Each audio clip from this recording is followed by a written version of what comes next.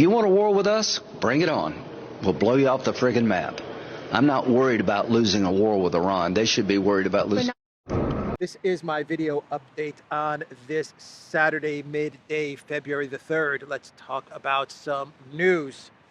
So in my video update from yesterday, I said that most likely the attacks against Iran in Iraq and Syria, I always have a hard time saying that, the attacks against Iran in Iraq and Syria, that they were going to take place most likely Friday evening or over the weekend. And sure enough, Friday afternoon around 4 o'clock, a little after 4 o'clock, once the markets had closed, we got the strikes against Iraq and Syria, the U.S. military strikes against Iran in Iraq and Syria.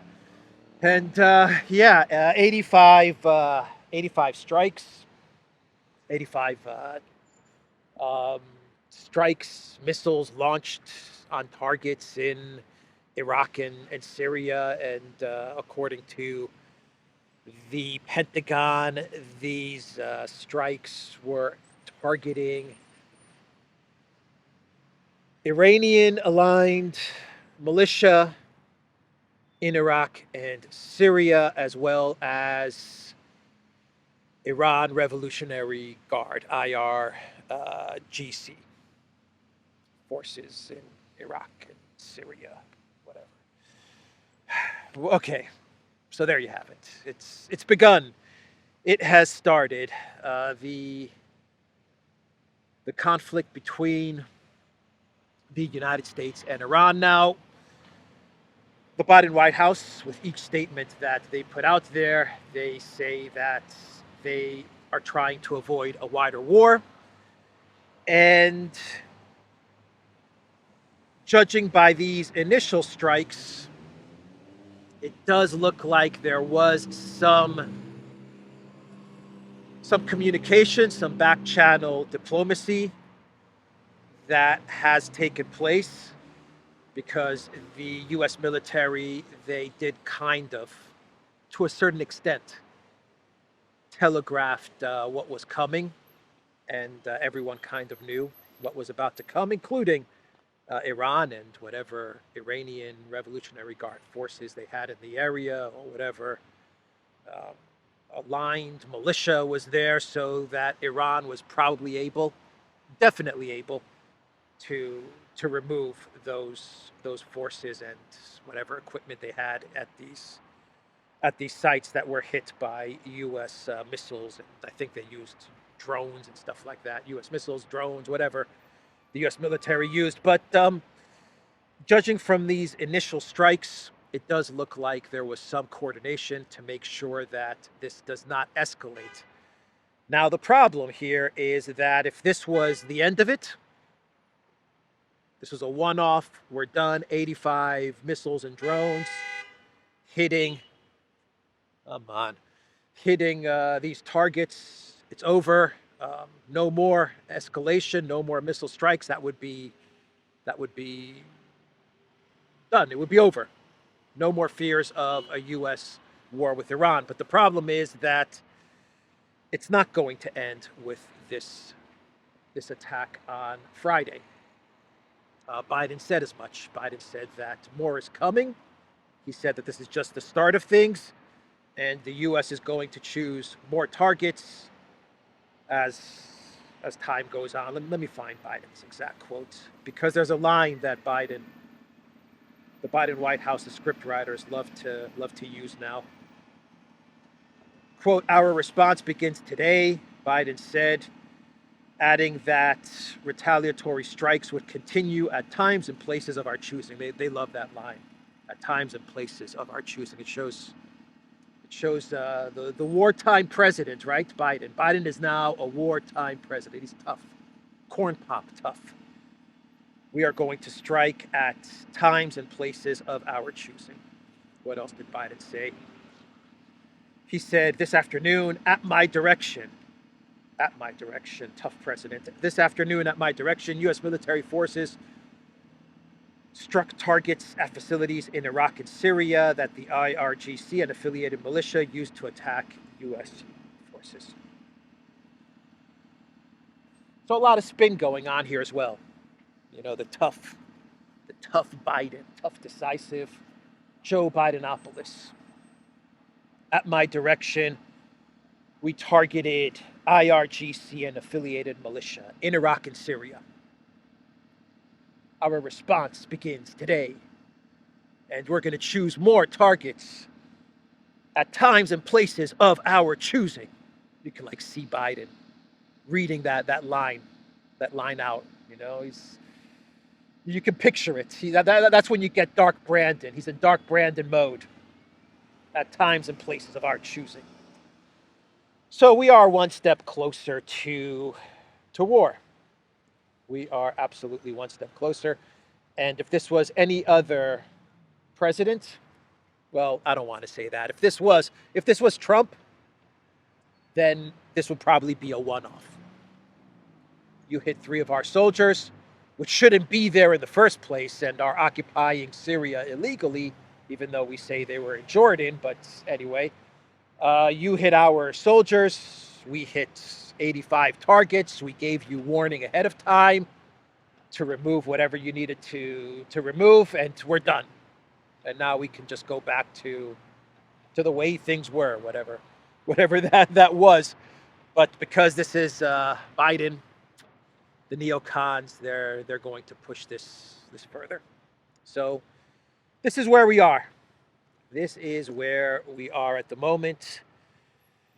And I think I will leave it there. I think everyone knows what happened yesterday, and everyone is aware of the fact that you have Biden as the president of the United States as this escalation begins with Iran in the Middle East.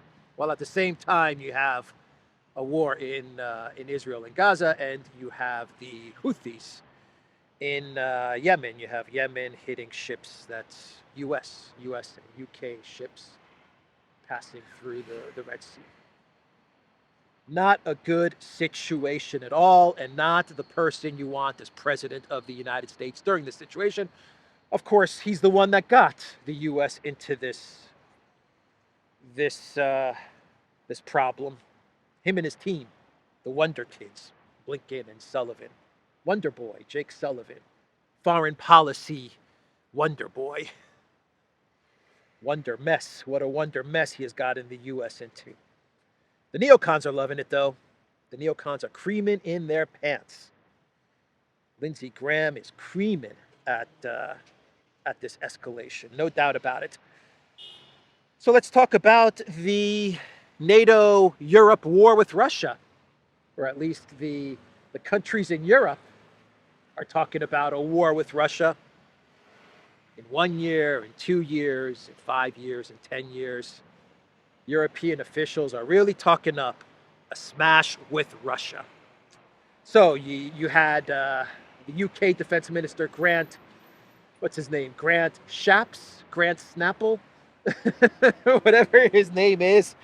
He was talking about a war with Russia in 3 years, he said. And so the UK, they need to create, they need to mobilize. And then you had the UK General Staff Army head talking about a citizen army. You had the Netherlands, I think it was a general from the Netherlands, talking about a war with Russia in at least 10 years, or sometime in 10 years there's going to be a NATO-Europe war with Russia. You have Estonia and the Baltic nations. They're screaming about a conflict with Russia. And now you can add to the list of countries talking up a war with Russia in the future, Romania. Romania is now talking about a conflict with Russia, and you have the general of the Romanian military, the chief of defense staff of the Romanian military, General Gheorghită Vlad. He has called on ordinary citizens to be trained for war with Russia. He is arguing that such a conflict could break out in the immediate future. The Russian Federation has become a problem for the world order, Vlad said in an interview with U.S. state-funded Radio Free Europe, Radio Liberty outlet on Thursday. The general claimed that Russian President Vladimir Putin will not stop at victory in Ukraine and will attack either Moldova or the Western Balkans in the immediate future, and that NATO states must prepare for population accordingly. And that NATO states must prepare the population accordingly. I can't read this morning. But interesting statement from General Vlad. He's admitting that Russia has won. Okay, he's saying Russia has won the conflict in Ukraine. Putin will not stop at victory in Ukraine. And Russia's not going to go after the Baltic states anymore, because the previous narratives from the UK, Netherlands, the Baltic nations, of course, the narrative was that Russia is going to go after the Baltics. Well, Russia's not going to go after the Baltics. Russia's going to go after Moldova and the Western Balkans. That's an interesting statement. The Western Balkans. Why not all the Balkans? Why not all of the Balkan states? Russia can go after all of the countries in the Balkans. Throw in Greece as well. Throw in Greece as well for good measure, you know. Oh, man. Serbia, better look out. Serbia, Russia's coming for you. Oh, man. So anyway, that's the statement from the Romanian Chief of Defense Staff General Vlad. I like the name, General Vlad. Sounds like a movie general. All right, so in Kiev, we have a story from the Washington Post, which is reporting that Elensky called up the White House from his bunker in Kiev, and he notified the White House that Zelensky is going to be fired. As if the White House didn't know. As if Victoria Nuland didn't go to Kiev and decide who's going to stay and who's going to go. Anyway, the Washington Post is reporting that Elensky called up Biden or called up the White House, whoever, Sullivan, Blinken. I don't know, maybe he called up Nuland. Nuland was just there. Maybe he called her up. And he said, I've decided. I'm the decider. What did George Bush say? I'm the decider. He says something like that. I'm the decider. And Zelensky's gone. It's just such nonsense, man.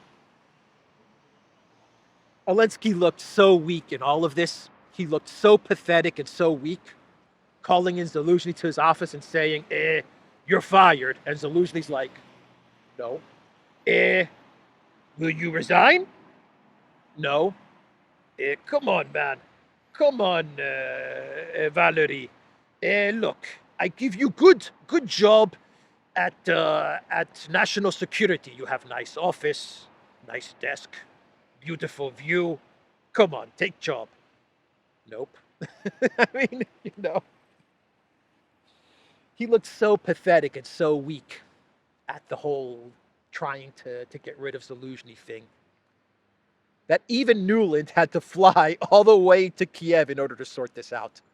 The mother of Ukraine, the mama of Ukraine and of the Maidan, had to fly to Kiev to sort it out, to sit Zelensky down there, to sit Zelensky down over there, and to say, okay, boys, I've decided who's going to stay and who's going to go. Zelensky, you're out. Zelensky, you can stay. Zelensky's like, yes. But the Washington Post is saying that Zelensky had to call the White House to tell them, to break the news to the White House. Bollocks. Bollocks. Anyway, the Washington Post is coming out with a lot of stories around Kiev, isn't it? Around Zelensky and Kiev. I wonder why they chose the Washington Post to break all of this news.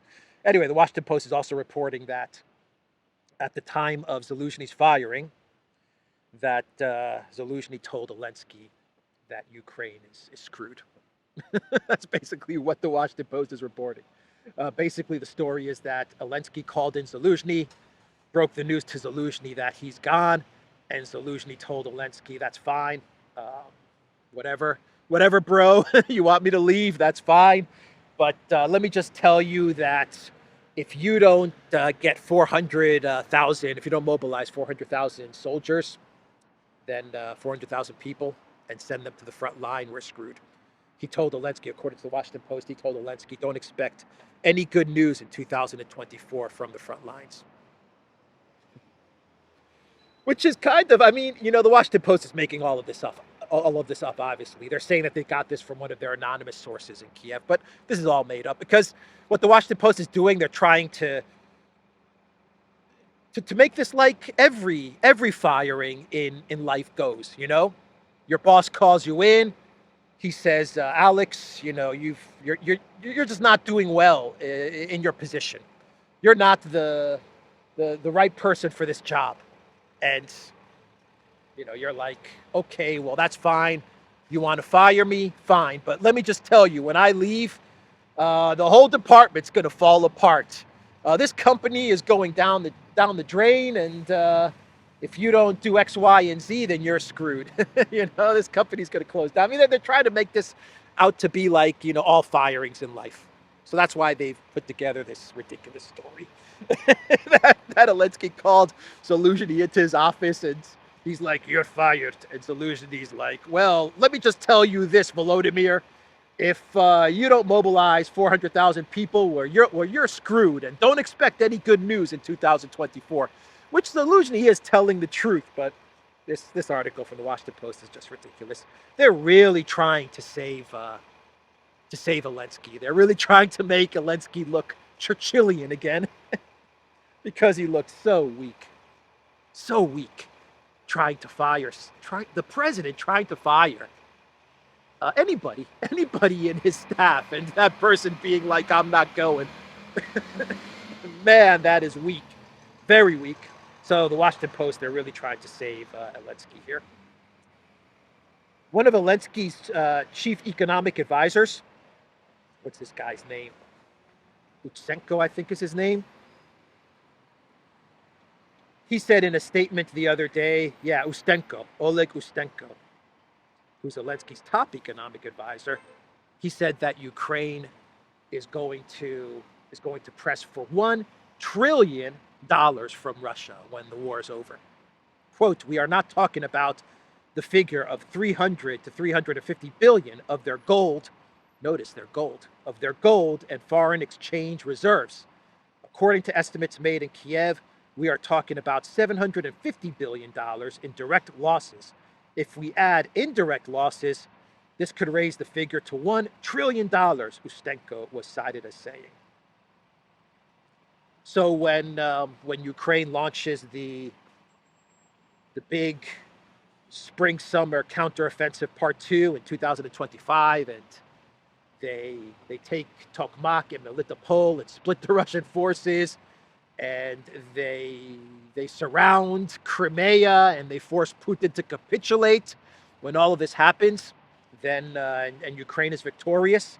When all this happens, Ukraine is going to ask for $1 trillion in gold and money and stuff like that from Russia for compensation. Good luck with that one, Ukraine. Good luck with that one. It really is Austin Powers, Dr. Evil, isn't it? I mean, it really is Dr. Evil. Where Dr. Evil's sitting there with number 2, and he's like going to blackmail the president of the United States, or else he's going to launch that penis-shaped missile or whatever, however the scene goes. And Dr. Evil's like, we demand $1 million. And who was playing number two? Robert Wagner was playing his number 2. It was Rob Lowe who was number 2 in the past, and then it was, I think, Wagner. I think I'm getting his name right, Robert Wagner, in the present day. And Dr. Evil's like, we want $1 million. And everyone's laughing, and number 2's like, Dr. Evil, in today's today's rates, today's currency, $1 million is not much. It's like, ask for more. Then Dr. Evil's like, we demand from the United States $1 billion. And everyone's like, $100 billion. Oh, what a great movie. That's what's going on here. Elensky, maybe you should ask for more than 50 billion. Okay, uh, we want 100 billion, maybe a little more. 300 billion, a little more. $1 trillion. We want $1 trillion from Russia. Podolyak, how many homes can I buy with $1 trillion?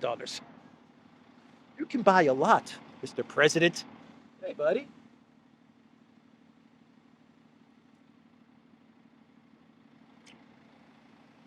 All right. let's move on now. $1 trillion from Russia in gold as well. You can see how the collective West views Russia. You know, they want that gold. Boy, do they want that gold. So Putin, he was speaking at the Everything for Victory Forum in Tula.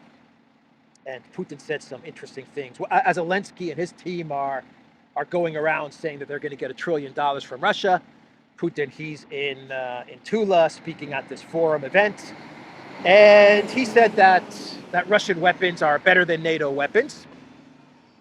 Yeah, I think that's been proven, at least in this type of war. That's been proven. He said that the Ukraine military, they are a bunch of terrorists, and he was referring to the attacks in, I believe, in Donetsk, the attacks on ambulances. They were actually hitting ambulances in Donetsk. And he said that these are the acts of terrorists, and he basically branded them as terrorists. So if you're in the Ukraine military command or in the Elensky government, you better be very worried, because Russia, with each passing day, each passing week, Russia is calling out all of these officials in Ukraine, and the military officials, they're starting to brand them with that terrorist term, which gives you a hint as to what's going to happen when the war is over. But Putin also talked about Kharkov, and he said that when Russia pulled out of Kharkov in the great Kharkov counteroffensive, when Russia voluntarily pulled out of Kharkov, Putin said that basically the Ukraine military, they were acting like a bunch of neo-Nazi scum, and they were terrorizing the people of Kharkov, and that's what he called them. When this war is over, and Russia is without a doubt victorious, all these people in Kiev and all of these military officials as well, they better get the F out of Dodge.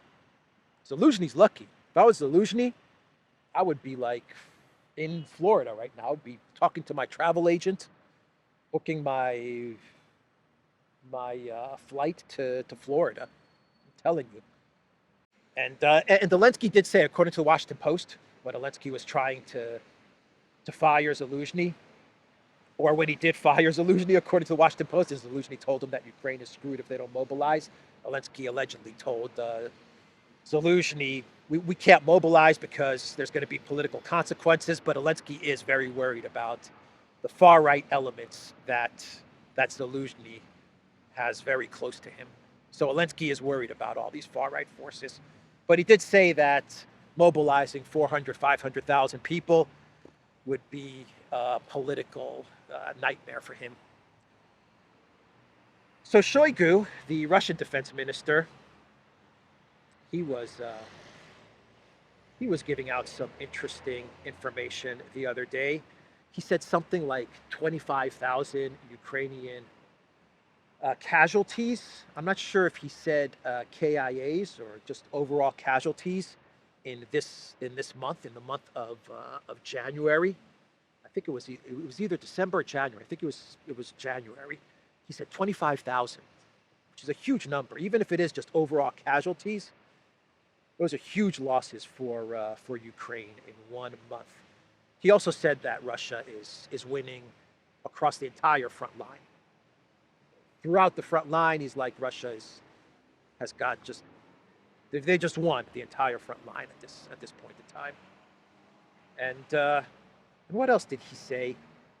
He also said that in 2024, Kiev is going to be using their last reserves. This is it.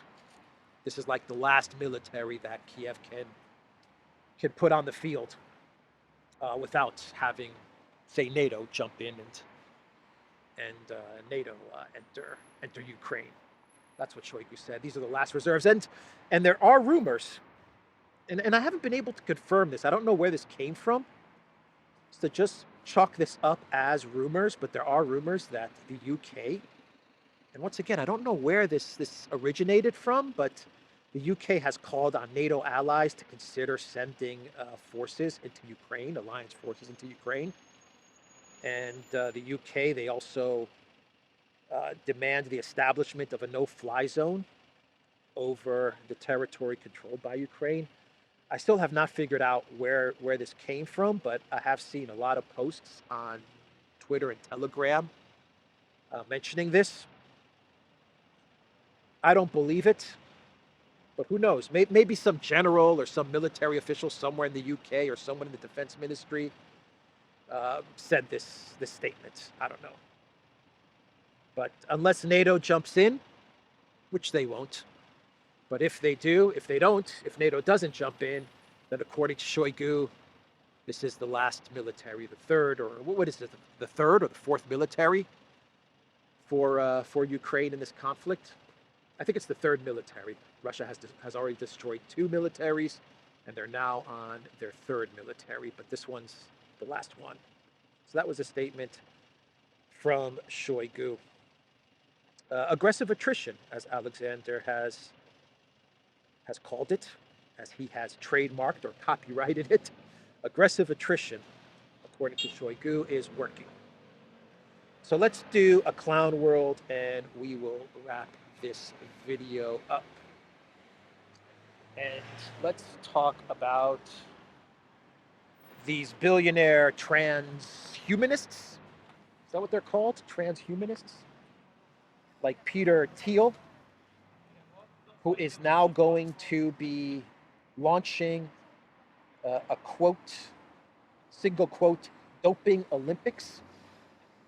PayPal co-founder Peter Thiel is among a handful of tech billionaires bankrolling the Enhanced Games, a privately funded sporting contest that encourages doping and transhumanist-inspired upgrades, according to a post on X by the official account for the games on Tuesday. Upgrade. An upgrade, like computer chips and stuff like that, an enhanced upgrade. These are how these transhumanist billionaires think. These guys that want to live forever and connect to a computer, to a motherboard, to a washing machine chip. Anyway, you have the Enhanced Games. So, Finland. Really sunny, can't read my screen here. Finland has changed the nationality of the amazing, legendary Russian artist Ilya Repin. And they have now said that Ilya Repin is Ukrainian, according to a museum in Finland. The decision by a Finnish museum to change the state and nationality of 19th century Russian artist Ilya Repin to Ukrainian runs counter to common sense, Moscow's diplomatic mission in the Nordic country has said. Last week, local media reported that the ETHEREUM Art Museum had changed the description of the artist after being contacted by Ukrainian activists. In March 2023, the Metropolitan Museum of Art in New York also started listing the renowned realist as Ukrainian. Around the same time, the Stedelijk Museum in Amsterdam, Netherlands, began describing one of the pioneers of the suprematist art movement, Kazimierz Malevich, as born in Ukraine to parents of Polish origin as opposed to Russian. In a statement released on Thursday, the Russian embassy in Finland said it was surprised to learn about the Atheneum's decision, which was simply based on the fact that Repin was born on territory that Ukraine now considers its own. That's a quote.